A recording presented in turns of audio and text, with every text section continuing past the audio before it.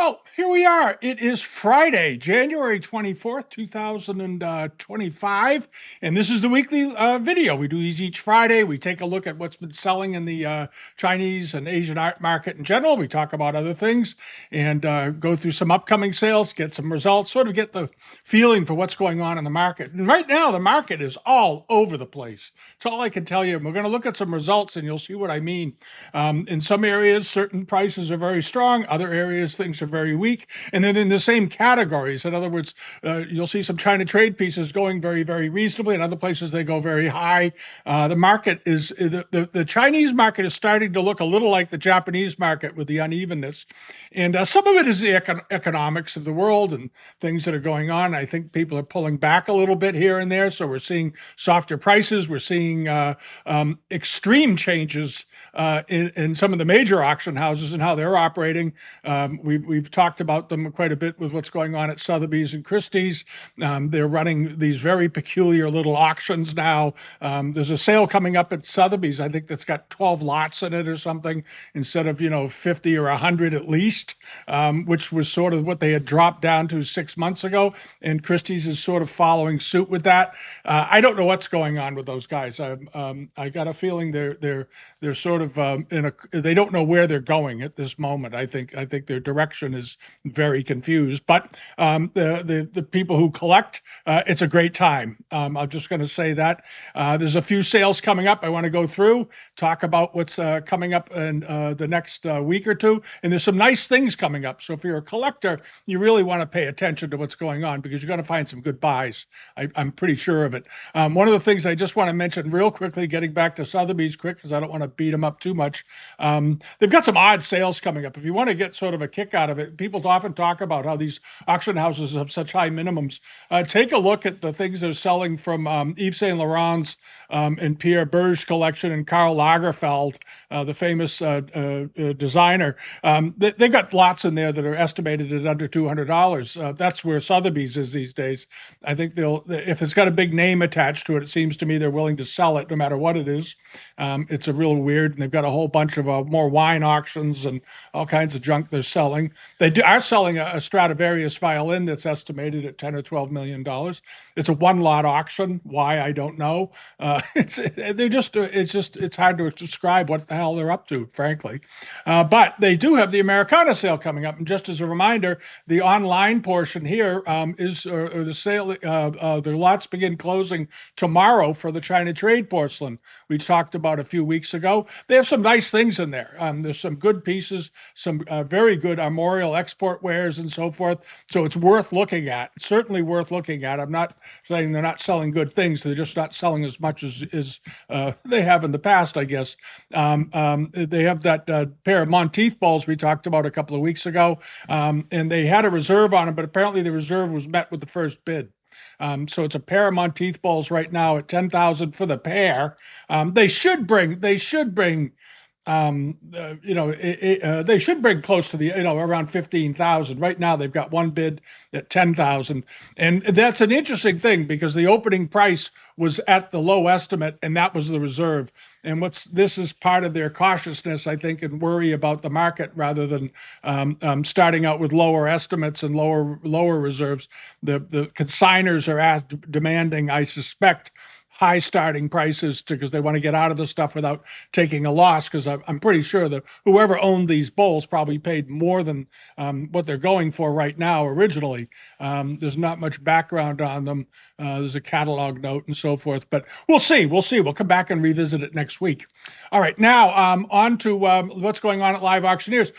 We did resolve things with Live Auctioneers. They're having some sort of a system problem. I got an email from them, and they said that I wasn't the only one that was getting booted off the site, apparently, and they worked very hard. They were awful nice about it. They were very apologetic about all the problems because they obviously we promote their stuff in a way. I'm not paid to do it, but we share their auctions with people, all of you out there, and on the global pages and so forth each week. And of course, they want it's free advertising for them, of course, and they want it to continue. So they scrambled around and got it squared away for me again. And if we get booted off again when we do some updates or things on our site, then I'll let them know. But anyway, that's where we are now. What's going on? Leland Little had their sale yesterday. It was a good sale. They did a good job, and they got some pretty nice prices for things. They had a very nice Amari Charger. This one was about 18 inches in diameter, sold for 550 plus premium. So that's they're getting up around $800 for one of these. Sometimes these in the past we've seen them sell, and they sell for 150. You don't know, and it's a nice one. It's a late Meiji period example, and it did great. They did a good job with the sale. And then there was this was a nice lot, actually, a couple of Kangxi pieces, a covered jar and an 8 or 9 inch. How big was the plate? Did they even include? Yeah, 14. Okay, the plate was 14 inches, and this was a nice lot. For those of you that are out there, 450 plus premium brings it up to about $550 for both pieces. And we had talked about this sale and said if you want to get a good buy, that was a very good buy. The plate on the left should have brought the charger on the left, which was in very nice condition, should have brought that all by itself. I was a little surprised it didn't bring more, but it was respectable. And then hopping along over to this, you had 4 18th century Amari plates, very nicely done. They went for 4 1/4 plus the premium. Remember, there's always a premium added onto the price as part of the buyer's commission to the auction house. And then there was this. This was a nice lot. You had 4 pieces, obviously, and but 3 of them were these very nice 18th century teapots. Rather nice examples, and they appeared to be in pretty good shape overall from what I could see. And then you had this nice late 18th century rose mandarin plate, and somebody picked up all of them for $750. The teapots, generally, these teapots sell for anywhere from, as you all know, from anywhere from $250 to $400 a piece. So that was a good buy for someone. If you're a dealer, you could probably make a little money with it. And then hopping along over to, let's see here. The Doyle sale that took place this week. And Doyle now has an office in Boston, which is kind of nifty. I bought some things there, and to save me some money on shipping, they were nice enough to just send them back to Boston on the truck, and I drove it to Boston and picked them up. So it was a wonderful thing for me. But at any rate, they're running sales now, and they're doing things in Boston. And they had this sale, and they had some pretty nice things in here. And I think they got a good result. I think they did a good job with it.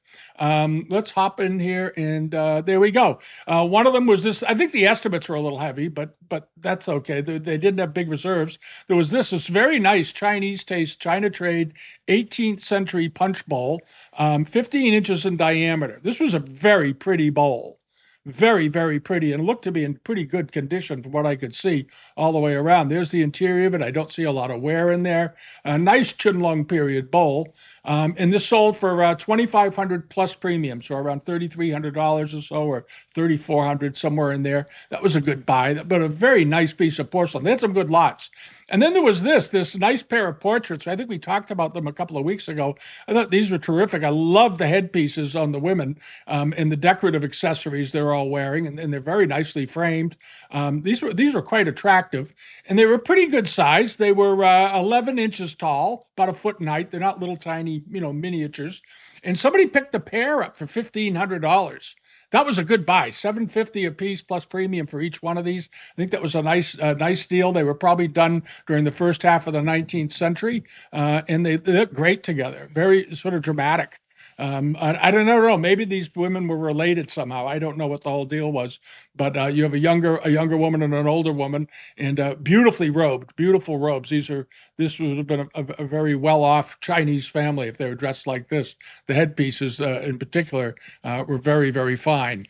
And then on to this. This was another portrait. I had commented on this a couple weeks ago. I just thought it was a lovely picture with a very attractive scene. Appears to be late 18th century. I think they said 18th or 19th century, which is perfectly reasonable. But nice soft colors. A little bit of that's actually from fading and just age, but it adds, I think, to the attractiveness and to the atmospherics of the painting. Lots of nice architectural details thrown into the painting, along with beautiful robes and kids playing, and it's one of those those idealistic Chinese scenes. Sold for over the estimate with the buyer's premium that came in at around that comes into about $21,000 for the paintings. They were estimated at $10,000 to $15,000, but they were pretty good size. These were 144 inches by 102 inches. Always read the dimensions. So this painting was large. It was a wall hanging. It was it was a wallpaper actually, but would have been made as wallpaper. But 144 inches. So that's 11 feet by about 9 feet. So this was a big piece of paper, and it'll look fantastic in somebody's house. It'll look absolutely amazing. Beautiful, big. So the figures were, the figures in these pictures are several feet tall. So it's very, very nice. Always check the dimensions. Always check the dimensions. You never know. This was a rather dramatic scene. And then hopping along over to this, another very attractive punch bowl with European hunt scene on it. I like this a lot. It's rather atypical for a hunt bowl. The way the horses are positioned and so forth. This very nice soft blue overglaze enamel that they used. This was a good looking bowl. I think this one was also 15 inches. There's the interior scene. That's a more typical interior that you see on these with the horses in pursuit. The bowl was, as I recall, it was 15 inches. But at any rate, I think maybe somebody emailed me and told me. It doesn't say in here how big they are for some reason. I don't know why. These auction houses got to be a little more careful about their information. I went through an auction the other day, and I found all kinds of missing dimensions and wrong photographs. Vases described as bowls and all kinds of things. I don't know what they got to start proofing their postings before they put them up on the internet. But this sold for $8,000 plus the premium. So it ended up selling right in the mid-range, ultimately, of the estimate of $8,000 to $12,000. So it came in at around $10,500, all said and done. And then there was this. This was also nice. This was an 18th century export, another hunt bowl. Very nice scene. The spearhead border, late 18th century. It could have even been done a little after the beginning of the 19th century. That this pattern held on for a while, but saying it's 18th century is perfectly reasonable.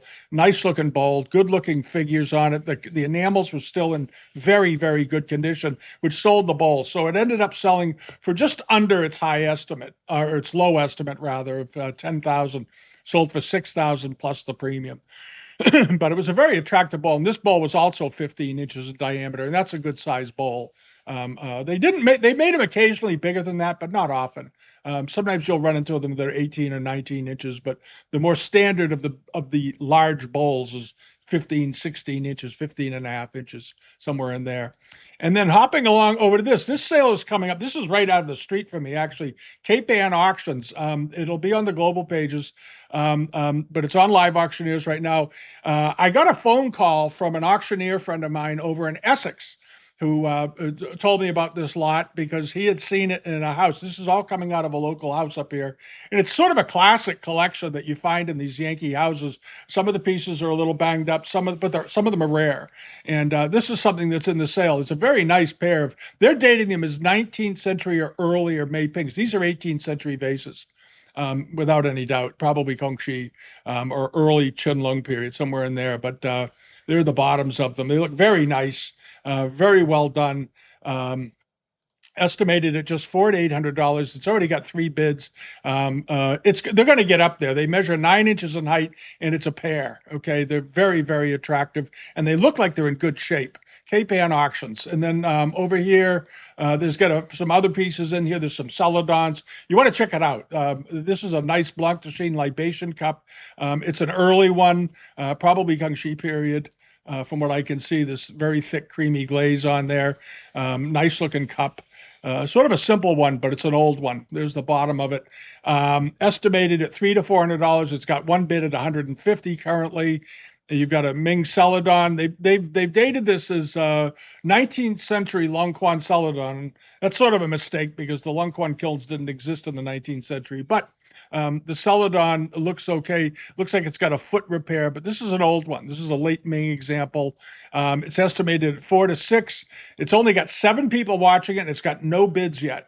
You'll notice when you look at it, this is sort of a classic Yankee thing. One thing, it's very dirty, so it's going to need a bath and some detergent and stuff to clean it up. But it's got an old line in it and so forth. But it's the legitimate thing. And you see these pieces in these old collections in New England. You'll find them, and there'll be nice early examples, and they're not perfect. because they've been used. They've been around the house. They probably had the grandmother had her plants in it. You don't know because they've been hanging around these houses now for a couple of 100 years, and every once in a while they turn up. There's this was in the sale also, a nice Han Dynasty box or covered box. This is a good one. This is a perfectly legitimate one. It looks like it's in good condition. It's still got some good bit of pigment on it. There it is, inside and out. I don't see anything wrong with it. It measures 8 inches in diameter, and it's estimated at $800 to $1,000 with a $400 opening bid. It only has 2 people watching it. All right. This sale is tomorrow, by the way. It's Saturday the 25th. So if you want to jump in here, I think you're going to get some pretty good prices. There's also a very nice piece of celadon in here, Yuzhou type celadon bowl, probably Sung. There's this nice early 19th century watercolor of a bird, measures 12 by 8 3/4 by 12 3/4 inches, but nicely done. Nice old picture. And so forth. This is all such Yankee stuff. It just cracked me up as soon as his name is Michael March, is the other auctioneer I know, and he called to let me know, and I thought, really? And I went and looked, and you call up Cape Ann and talk to a guy there. His name is Walt Kalinda, and he'll help you out. It's a small local auction house. They do a good job, though. And they're coming along. I think they're going to be getting more and more stuff. Any rate, on to this. This is the sale coming up tomorrow. Case Antiques. We talked about it a couple of weeks ago. They had a bunch of Chinese things. They had this very nice little cricket cage. I really like this cricket cage. I think it's going to do great. But it's an old one. It's a nice old one. You can tell by the look at the surface on that. It needs to be cleaned up and so forth. It's got a small break in it here and there, but it's an old cricket cage, and looks like it's in the body of it's in pretty good shape. It seems fine. Right now, it's got 82 people watching it, and it's got 3 bids. It's going to blow the estimate away. I think it's probably going to get up $800 to $1,000 anyway. But it's a good early cricket cage. All right, and then over to this. It also at Case is that nice snuff bottle. When we first looked at it a few weeks ago, it was only I think at $100 or $200. It was at nothing. It's now got 100. I said it would do well. It's already got 151 people watching this snuff bottle. So again, like we said before, I think 4,000 to 6,000 is likely. We'll see. We'll come back. It's wonderfully decorated. It's a very good snuff bottle. Very rare bird. And it's getting a lot of attention from people, and it's going to end up doing extremely well, I think, for them. They also have some good carpets in this sale, incidentally. If you like rugs and textiles, check out the Case sale. There's a bunch of good Turkoman carpets in there, nice decorative pieces, worth taking a look. All right, now hopping along over, Doyle's. Next up, Doyle has a sale coming up on January 28th in 3 or 4 days, and they've got some nice things in it. I'm just going to sort of reiterate what's in here. I talked about them the other day on the Patreon video. We did a couple of videos on Patreon this week because a number of things popped up, and some of it I'll recover here that we already talked about. There's some things over there that I won't have time to get into. There's a sale in particular that looked awfully good that's not on Live Auctioneers that we talked about over there. Any rate, this is in the Doyle sale coming up on the 28th.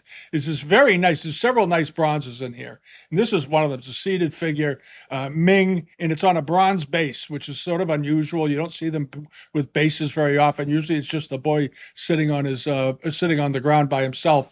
And this is the sale. You can scan through here, and I'm going to talk about a few of the pieces in here. There's some nice things in here if you want to look. All right, take your time to look. And then you have a pair of 15th century Longquan Celadon brazier stands. And these are good size. These aren't little, 3-4 inch things. These are, I think, 10 inches or 9 inches in diameter, 10 1/4 inches in diameter. These are big pieces of Longquan Celadon. They look absolutely fine. There's the bottoms of them. Nice looking examples, estimated at 8,000 to 12,000, which I think is right in there, and they should get there. They've got 17 bidders on them, but the sale's in 4 days, so it may not get too much steam under them. But then they have these, and there's 2 of these. There's a Jiajing Marken period dragon basin and a Wanli market period dragon basin. They're very similar in appearance because, of course, they were made roughly, the Jiajing just before the Wanli, and so they have these. And these are something that have been knocked around probably in a European or an American house for a long time. One of them has a staple repair in it, but this is quite dramatic. These are quite dramatic. They have the nice old tin or brass liners they used to put in them in the 19th century because they used them for planters, they used them for wine coolers, all kinds of things. But this is a good looking one. It's got some lines in it. They're not perfect, but they're not going to end up going for $200,000 either. They're going to end up selling for 30 to 50,000, somewhere around there. But this is the Jiajing example. And then you hop right over next to it, and we're going to come up with, there's a Wanli one. Where's the Wanli one? There it is. This is a Wanli example.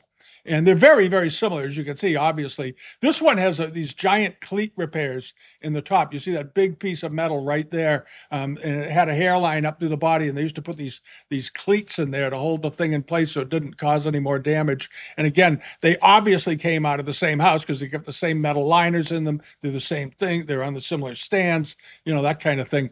But again, they're not estimated at crazy prices. They're estimated 30 to 50 with a $15,000 opening bid, which is reasonable. And the other one is a bit more. It's Jiajing, so it's older, 50 to 70 with a $25,000 opening bid. But if you've always wanted one of these and you don't mind that they have a little roughness to them, I think it makes them interesting because it shows that they've led a life and have been in houses, and you can only imagine what they've seen since the 16th century.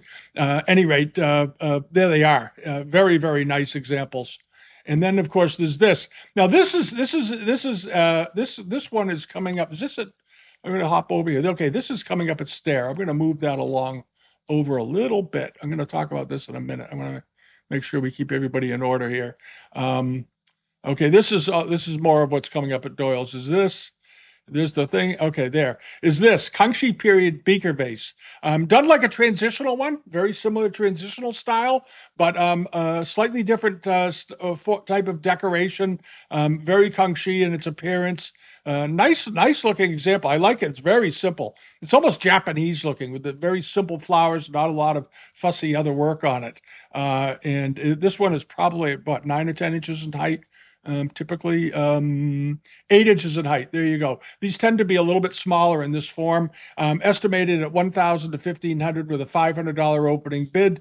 And this is coming up at Doyle's on the 28th in 4 days. So give you time to get registered and chase that down. Nice looking example.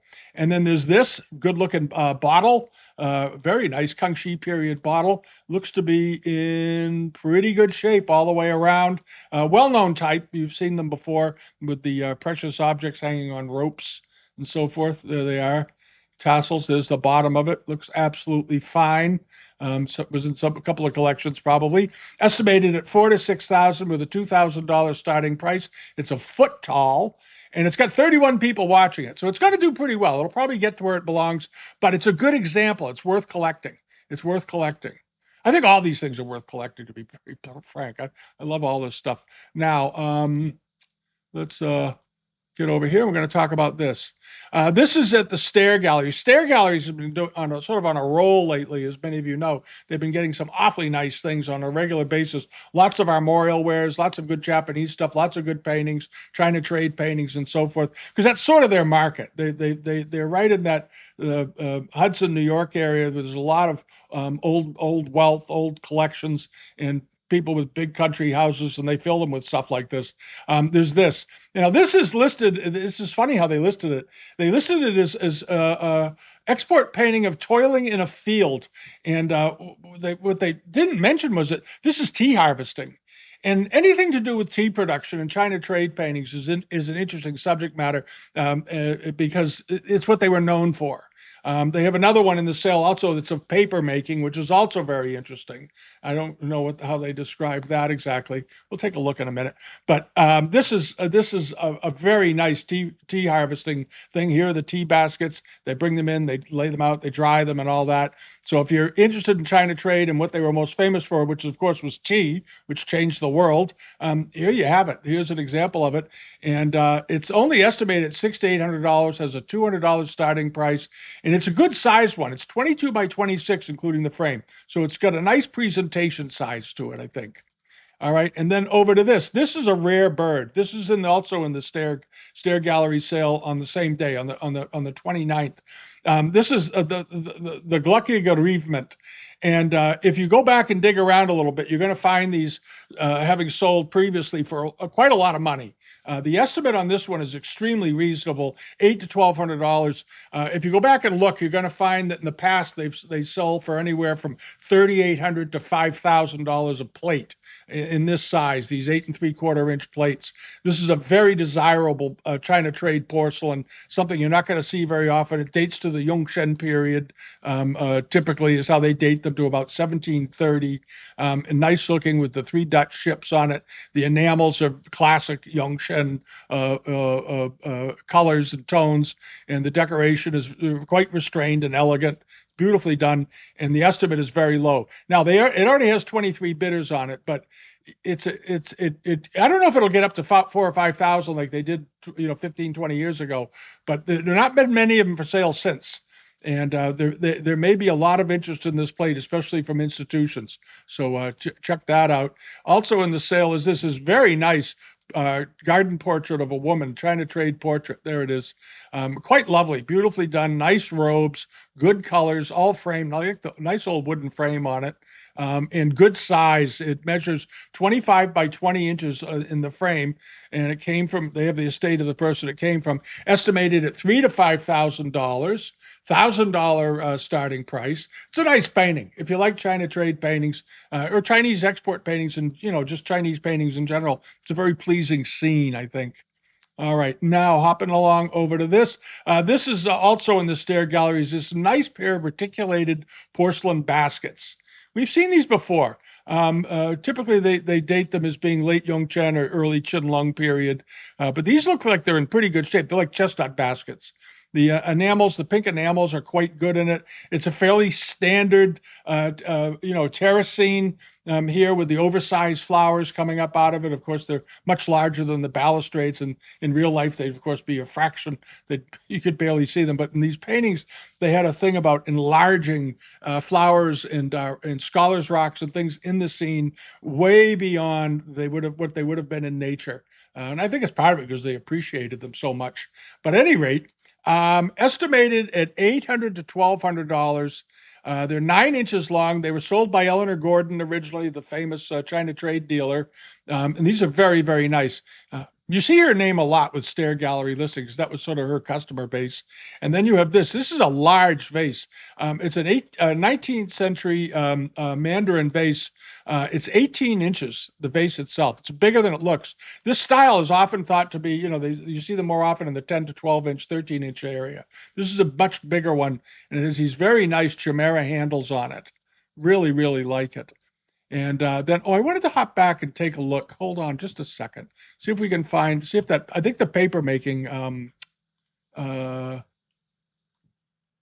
let's take a look. There was a very interesting painting coming up of paper making. You don't see it very often. I think it's in this sale. I may be mistaken, maybe not. Hold on. Don't go anywhere. There's that painting. There it is. Yes, it is in this sale. There we go. It's a set of 6 export paintings. That's what it is. And it's a set of 6 export paintings in various pursuits. And this is paper making. And here they have the vat over here. And here the guy is. He's got the fire going underneath these slate slabs. They would use sometimes or marble, and they heat them up with a fire to get them nice and warm. And then they put the paper up there to dry it nice and flat. And then they peel them down, and they put them in this stack. This is a nice scene. The rest of the pictures are good too. I don't think they're as interesting. There's a couple of old men. It looks like he's about to let a cricket out of a cage, I suppose. Some people getting onto boats. Some people, doing some, farmers working, people on terraces preparing food with children, and there's sort of more typical scenes. But the paper making scene, I think, is absolutely fascinating because you don't see that very often. But the paper making, tea harvesting, tea making, porcelain making, all these pursuits are the things that China was known for. And China, they were very good at making paper. They made spectacularly good paper starting in the Ming Dynasty. If you've ever seen any old Chinese paper, the one thing that'll strike you is if it's good quality Ming paper, it's just as white today as it was when it was made, because they were very, very good at purifying. All right, so just as a thought. All right, now hopping along over to the Mandarin palette chamber stick. This is an 18th century example. It looks like it's in very nice condition. It's got a nice big animated chimera on it.